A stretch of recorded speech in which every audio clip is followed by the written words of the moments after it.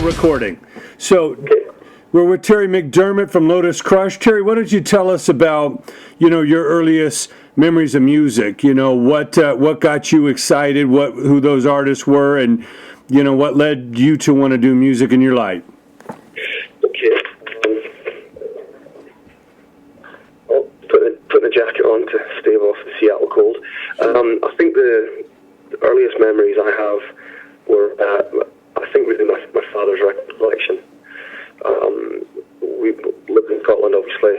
Grew up in Scotland, but my dad was a contract worker in the oil industry after he left the Royal Air Force. So sometimes there'd be a job in England have to do, and it meant there's long drives through the night to get down to England and get down to where we're going to be staying. And it was those days we just kind of, the only thing that's really filling the car is the sound of these records. And I think one of the standout records for me was Our Street's first record from 1970. I can listen to start to finish without any break and just love it. Early Queen records also made a huge impression on me as well, as they still do. And other stuff, which I guess was classic rock, which is, maybe a little later I found Who, the Beatles, undoubtedly. I distinctly remember Sgt. Pepper for the first time. And then finding stuff like Pink Floyd and look back on now, and I can see how important it was when I heard those records for the first time. It kind of blind a little bit as to the possibilities. And those early imprints in other places, as everybody, and I get really influenced by shoegaze, the basic style. Bands like Ride, Swerve Driver, and maybe the Smiths, the Stone Roses, and the Happy Mondays. These were all bands that, when I heard for the first time, they were really, really having an impact on me in the way I felt about music. Sure. Terry, let me just ask you, are you anywhere near a landline? Because your phone is kind of going a little in and out. Let me just check 1 second.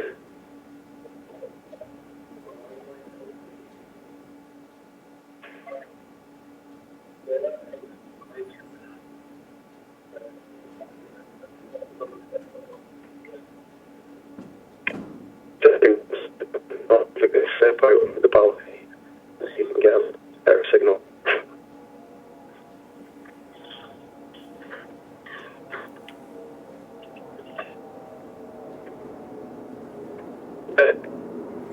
Go ahead and talk. This should be a little better because great here, Richmond Beach, where the studio is on the water, and there's a lot of high buildings. But I think this should do the trick. Does that work? That sounds a little better. There is no landline in the room? Unfortunately, no. Apparently, it's not connected at the moment. Okay. Well, what we're going to do is then we're going to start over. And we're with Terry McDermott of Lotus Crush. Terry, tell us about your earliest memories of, loving music, and who some of those artists and inspirations were to want to do music yourself. The earliest impression I have is my father's record collection. We used to take long drives between Scotland and England for his work, and those long night drives, I distinctly remember hearing records by Dire Straits. The first record from '76 had a big impression on me. The Eagles, my dad was a big Eagles fan, so there was a lot of Eagles records. Hearing Queen for the first time, I remember that, and that making a huge impression. And that leads you to find other bands. I remember hearing Sgt. Pepper's for the first time, and being slightly confused, and then falling in love with it. Pink Floyd as well, hearing that for the first time, and these were all records I think were brought to me just by my dad's record collection. And then I think when I was a little bit older, I had an older cousin. It was the closest thing I had to an older brother, I guess, and his record collection had some just awesome stuff in it. Particularly, he introduced me to the Smiths, and that was a real change, a sea change. And then I found bands like Stone Roses and Happy Mondays. I became very early teens. I was really heavily influenced by the British shoegazing scene. A lot of bands on Creation Records, which is a very important indie label in the UK. Listening to bands like Ride, Swerve Driver, Moonshake. These were all little bands, I guess, by today's comparisons, but they really did spawn a generation of youngsters who were kind of drawn into music because of it, and I was definitely one of them. And then, of course, bands like, that led me on to other bands like Oasis and The Verve. The Verve particularly, I think, Richard Ashcroft as a lyricist had an impact on me. That really, I think, outlined, I felt a connection to it, and that kind of changed the way I was writing and kind of pushed me to write a little differently. So. Sure. Now, obviously, you had formed a band, and the Drive Blind band. Kind of tell us how that developed, and ultimately getting your deal with Geffen. Drive Blind was, I think, if you wanted a real definition of kind of a 1 in a million shot, I think I was lucky enough to be part of one of them. We were a group of, I think it's fair to say we're all very talented in that band. Really, a lot of the guys in the band went to school together. Myself, the drummer, and the guitar player all went to school. We'd all been part of that music scene that a school has, and it was pretty thriving. Where I went to school in Ellon, near Aberdeen in Scotland. And it's just I guess the stereotypical rock and roll dream, which was a bunch of guys from the rural Scotland, from a place that had no great track record of getting bands signed, or certainly for bands getting signed to the biggest record label in the world and going and living in Hollywood. But that's exactly what we did. And it was just as dramatic as it sounds. It was we got scooped up by A&M, originally A&M Records, got signed by the president of the label, and we went off to live in Los Angeles, live in Hollywood, and kind of just live the rock and roll dream. It was a great band to be in. I think we were a fantastic live entity. We had some problems translating what we were doing that was blowing people away, I think, into the record, and it took a lot longer than we would have liked to make that record. But I think because of that, we got an education. And a lot of the lessons I rely on today, I think I learned during that period.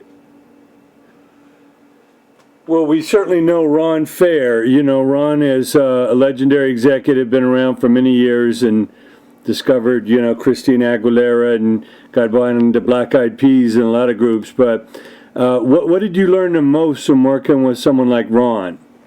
I think Ron gave me particularly a real education in the way that well, first of all, just being in a band, being a good musician and being in a band, and then getting signed to a label, well, it's not enough. Really what's happening when you're getting signed, especially at a big label like that, is that you're being given an invitation to work harder. You're being given an invitation to grab an opportunity. And even then, there's 1,000 different variables that have to work. That you have to get a green light on all those variables for everything to work out the way you want it. And the process that's involved, from demoing tracks, from sessioning these tracks, from going in. We went into the record plant in LA frequently with Ron Fair, and really you're trying to get to the essence of what's great about the songs and what needs improving. And that was a real education, and I really enjoyed that process with Ron at the desk. Somebody with such great experience, somebody with such a great track record of turning raw material into something that ultimately is going to succeed in the marketplace, which is very important, because it's called music business for a reason. So we were the art, we were the band, we were the performers, but we needed to work that into something that could succeed, and Ron was great at kind of showing us the ins and outs of that. Excellent. Well, I know you had the opportunity to tour with a lot of great bands, and one of those was Candlebox. Tell us about the relationship that you've created now in Lotus Crush with two of the members of Candlebox. Well, I think the first time that Drive Blind played with Candlebox, we from the UK, and we didn't know much about that music scene. We didn't know much about Candlebox, to be honest. And we got. I remember we played Baltimore the first show on a 70-day tour with Candlebox. And, we were kind of young and cocky, and we were just interested really in blowing any band that we played with. We wanted to blow them off the stage. And I remember standing at the side of the stage the first night in Baltimore and thinking, okay, this, big band, this is a really strong band. And it turned out that became a mutual thing, that there was a real mutual respect where I think both bands, and it's a very healthy thing for bands on tour together, they're trying to one-up each other each night. You're trying to raise the bar. Yeah. And if both bands can bring that, then a very strong mutual respect forms, and that definitely happened. And it just so happened that myself and the guys in Driveblind really got on with the guys in Candlebox. They kind of took us under the wing a little bit, which was very much appreciated. And we had a great tour with them. I mean, it really, really just a standout tour. And after it was done, Pete and I had talked briefly about he had a side project called Red Light Music, and he'd let me hear some of the demos for what was going to be Red Light Music's second record, and I instantly heard elements of music that I was very attracted to, and we both had a shared common love of Pink Floyd and the Verve, and that meant that, the seed was kind of sown there. We kind of felt like, well, maybe not today, but at some point we might want to explore this, and sure enough, when by this point, Driveblind had broken up. It was a couple of years later, I think. Driveline had broken up. Some of the guys had gone back to the UK. Some of them had stayed in the US, like myself. And I think I was working on Bourbon Street in New Orleans, for like $100 a night, doing like 4 hours in 98-degree heat on stages, performing for tourists, performing for people going through Bourbon Street. And, I didn't really care. It was great. It wasn't what I'd imagined, but each night I was going home and feeling like it's, just completely tore the stage up. The Candlebox came in at New Orleans to play a gig. They said, hey, we're going to come down in the afternoon where you're performing. And they actually got up on the stage with me on Bourbon Street, some of the guys, and we just kind of jammed. And it gave Pete and I an opportunity to talk. Pete said, hey, look, I'm going to send you some tracks, some stuff that I've put together that there's no vocals on it, there's no melodies, there's none of that. See what you want to do. And that was it. That was kind of the genus. That was the beginning. We started just tossing the potato around a little bit, and before you know it, we had some songs. And as soon as we heard the quality of the songs we were writing, we felt pretty confident that there was more to it than just a couple of tracks. And over the next maybe year and a half, I made regular trips up to Seattle to Pete's home studio, where we would just craft these songs. We worked on these songs, really, really poured our heart and soul into it. And for me, it was a huge breakthrough because, I'd never really written with anybody else apart from my writing partner in Driveblind. So it's crazy to think back now because so much has happened, but back then that was kind of a fledgling kind of step out of the nest a little bit, and I think you can probably hear that in the record. I'm trying to do different things that I'd done before, and it feels like second nature now, but back then it was very much a leap of faith. So. Great. Well, tell us about the experience with The Voice, because obviously, not being an unknown, you'd already, experienced a lot by the time you got to that. And, there's mixed feelings in the industry, about these singing shows, but you were a veteran already, and, you've come out on top now with the new band. But tell us about the experience, kind of what the highs and lows of going through that were. If I'd been suggested to me when I was, when I just arrived at LA with Blind, I would have probably laughed in your face. I would have, the concept that I would have gone and done something like that back then just would have seemed extraordinary, because that's not how things looked to me like they were laid out in front of me. It looked to me like, we were this band from Scotland, we signed at this big label, we're touring the world, we're all over the place doing these things, and if you could have told me that just a couple of years later I'd be performing to 18 million people on a TV show in America, singing classic rock songs, I simply wouldn't have believed you. I mean, it kind of sounds a little ridiculous even for the words coming out of my mouth now.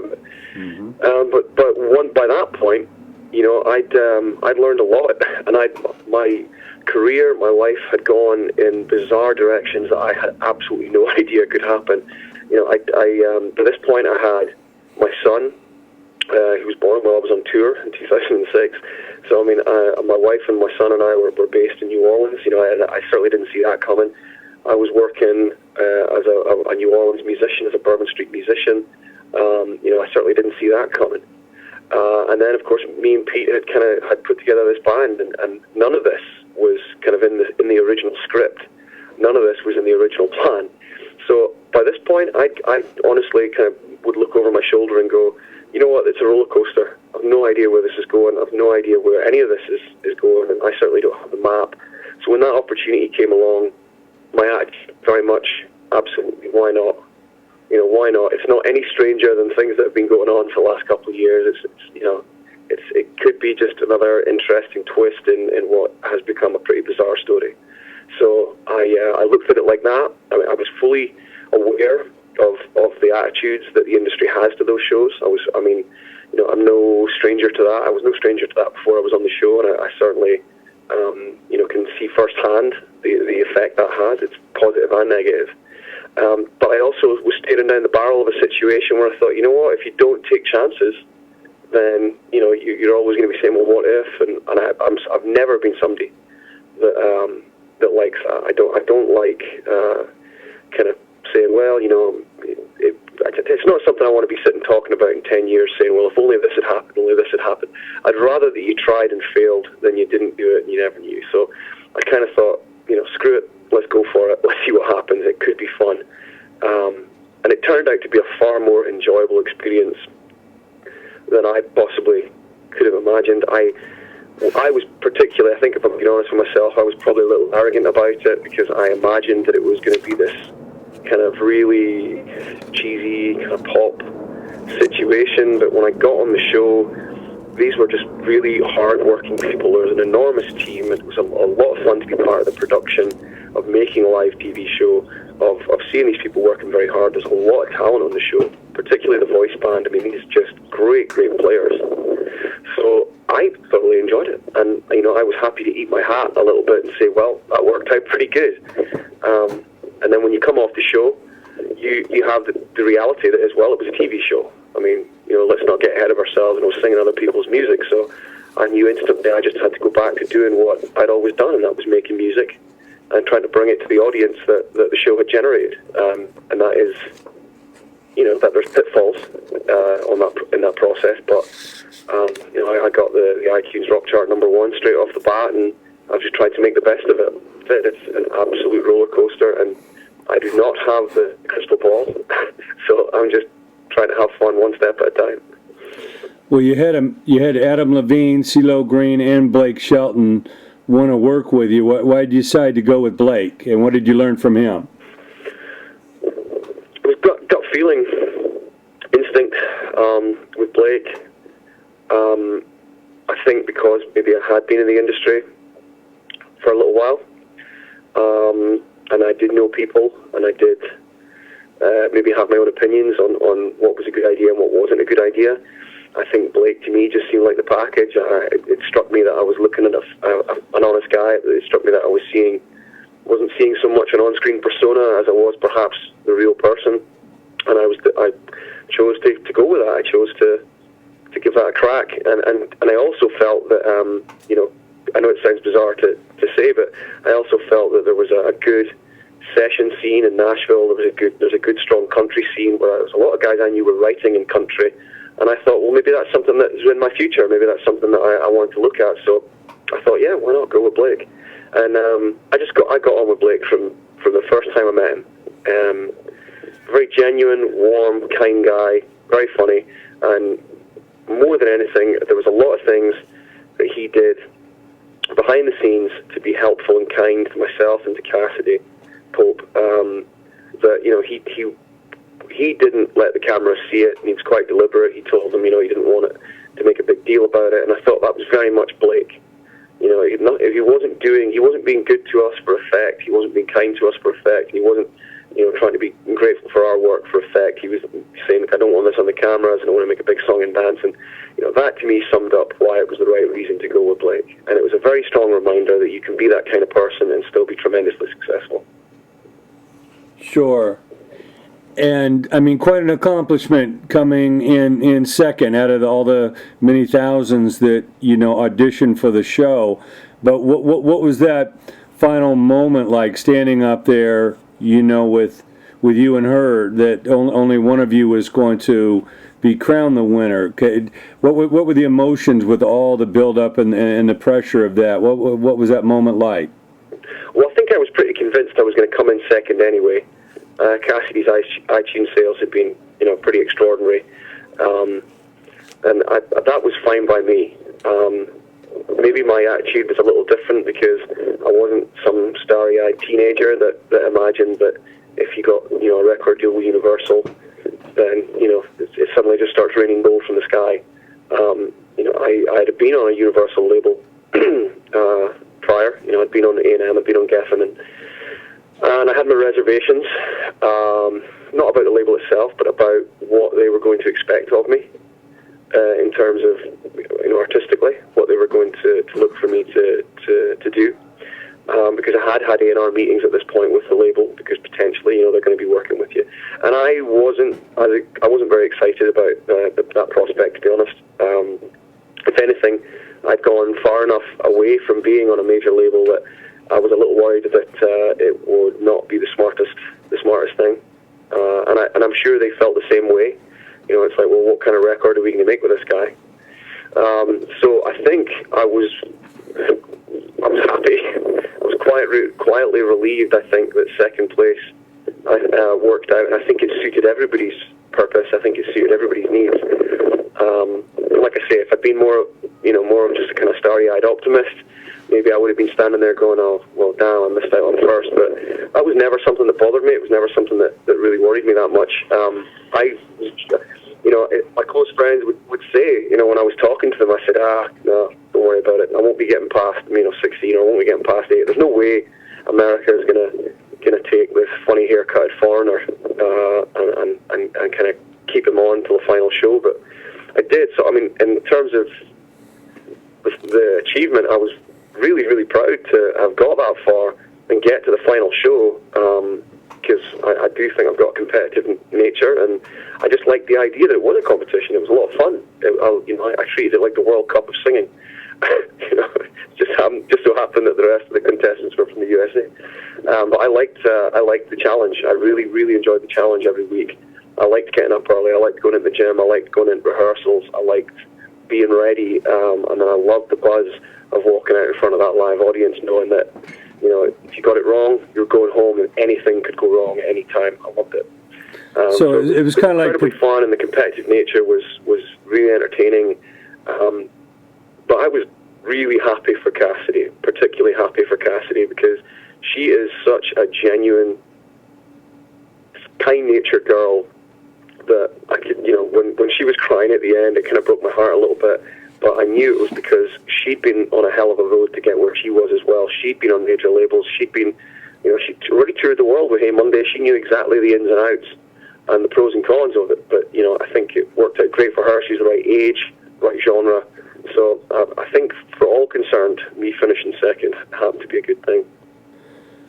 So it was kind of like professional sports in a way, with all the training and the conditioning and the focus. It was a very competitive kind of sports-like. Yeah, and I think, truthfully, it shouldn't be a surprise to anyone that the last three people were all professional musicians and had been for some years. Because, I think when you're on a show, there's a lot going on behind the scenes. You see a lot of people, a lot of contestants who don't have that prior experience. They don't treat it, I think, with the same. They don't realise that they're doing it, but they don't have maybe the prior knowledge to treat the opportunity with the right respect. And I think, when I get up in the morning, I go in the gym and start running, you'd see the same people put in the effort. And that might sound like, might say to people, well, what the hell is going to the gym and running got to do with, with singing? But keeping yourself fit when you're only getting 4 or 5 hours sleep a night, it's like being on tour. You have a responsibility to keep yourself in a certain condition so that you can perform, and that takes a little bit of discipline in those circumstances, because everybody's getting sick, everybody's getting worn down. You're working 16-hour days. You're working on a very, very tight schedule where you have to learn songs and adjust and basically be flexible. and you know, some people took the opportunity and ran with it and did the right thing, and some people didn't. So I've always said it should be no surprise that the last three people, the last three artists, contestants, whatever you want to call them, on season 3 were guys that had either been on labels or toured extensively and knew the demands. So yeah, I think the last 3 was the right 3. Sure. So all that experience, all that you've been through, and certainly that, what advice do you give to a young singer, player, or writer, or band today? Obviously the business has changed, but it all starts with coming up with unique and impactful songs and musicianship. But the business plays an even stronger role today in getting the word out. What advice do you give to those young creative people to have a long and enduring career in this business? Work hard and be smart. Work hard. You know, don't cut corners. If you firmly believe in what it is you're doing artistically, stick to it. You know, at some point maybe you'll work with a producer and maybe, you know, you'll come up with a shared vision. But you have to be pretty forthright in what you're doing, and you have to apply yourself and be smart. You know, don't imagine you have all the answers, because you don't. And by the same token, don't be pushed and pulled by people just because they say they're right, because they don't have them either. There's no crystal ball.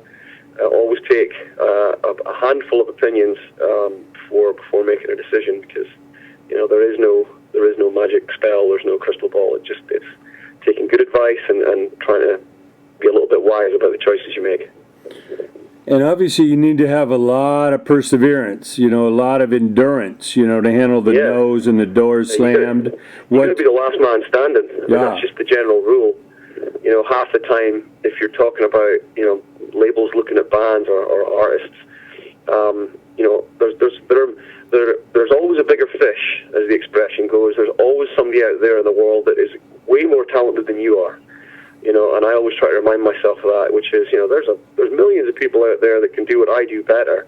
So you have to really persevere and make sure that what you're delivering is truly as good as it possibly can be, because there's, you know, mediocrity is no place in success, and it certainly has no place in I think in trying to make music. You have to be sure that when you finish something, it really is finished, and that you've been exceptional in your efforts, because there's always somebody there waiting to take your gig. Well, there's always somebody that can do it better. So you just have to do it the best you can. Sure. And tell us about the latest Lotus Crush album, what you're most proud of achieving, you know, with that. And again, what the chemistry, you know, with Pete and Eric, you know, do to, I mean, what makes the band really, really special? Why are you very excited to be a part of it? And, you know, what have you achieved with the new album? I think this record, Rabbit Hole, and, you know, I'm here in Seattle putting the finishing touches on some vocals. But, you know, we can hear very clearly the quality of songs. I'm confident that I've put my heart and soul into this record over the last year in making it, and I know that all the guys involved are the same. I think there's some incredible performances on this record, but most importantly, I think as a whole, standing back and looking at what we've achieved, I think from my point of view, I'm pretty confident this is the best record that I've ever been part of. I really feel that it's the right band and the right people for the right time.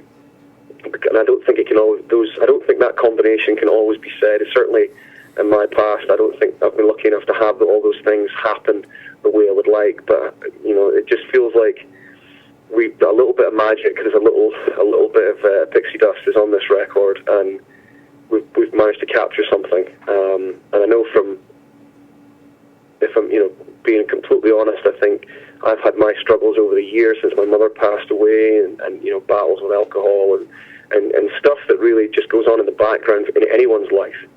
And I think particularly on this record, moment of clarity, where all of these things, some of them needed to be talked about, my opinion of the state of the world, and I think all these things were just kind of sitting in front of me saying, now's the right time to deal with it, now's the right time to talk about it. So it's very, very satisfying and cathartic to kind of almost have this record in our hands and feel like all these things were at the right time in the right place. So, you know, win, lose or draw, I couldn't be prouder of this record, and I'm so proud to be in it with Pete and Scott from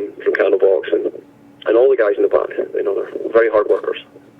Sure. And in closing, I know you just finished up the NAMM show, and you're interviewing a lot of people in the industry, a lot of, gear manufacturers and people like that. What does that help you do as far as, learning more from others, and why should one constantly feed their mind and expand, to be the best they can be in this industry? I think going down to NAMM and just walking around, I was doing interviews for Seattle Music TV, but to be honest, even if I was just an interested party, as I was for elements of NAMM 2015, just walking around and seeing, going from everything from maybe Martin guitars, and they're on the top floor, they've got a big giant room, it's all glitz and glamour, right down to the little boutiques where guys are hand building custom amps.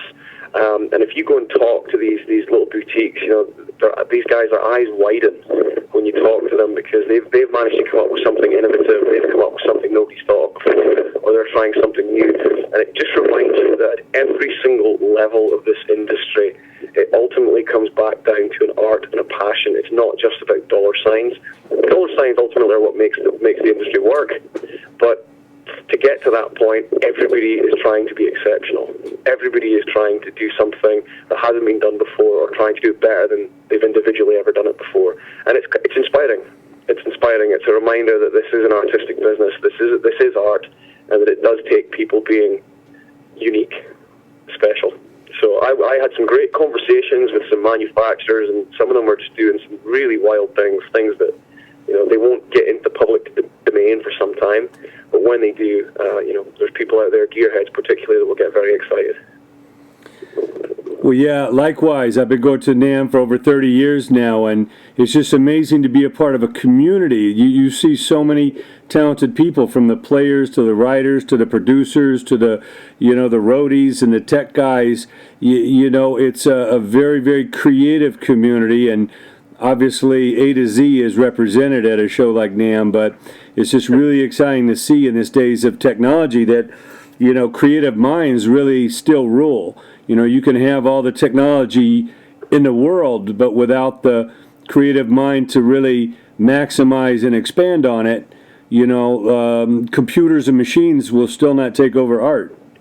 Yeah, I mean, ultimately, what people are trying to do constantly, especially with the importance of technology, they're constantly trying to make the interface between the human hand, the human mind, our creativity. They're trying to make it as easy to express that as possible. But you're right, it's still the same kind of buttons that are being pushed, which is you need that creativity in the first place.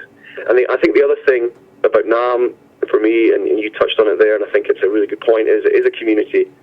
And sometimes it takes a giant warehouse or convention center like NAMM, where you're standing there in the room with every single element of the music industry. It just takes that just to remind you of the gravity of what you're involved in, which is that it takes this amount of people, and it takes this amount of technology, and it takes this amount of art. This is, it's more than the sum of its parts, but the sum of its parts are pretty enormous.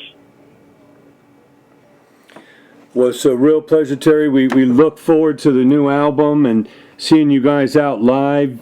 It's an amazing band that you've got there, and we're looking forward to spreading the word. We appreciate your time, and best of luck to you in the future. Thank you very much for talking to me. Cheers. Thank you so much.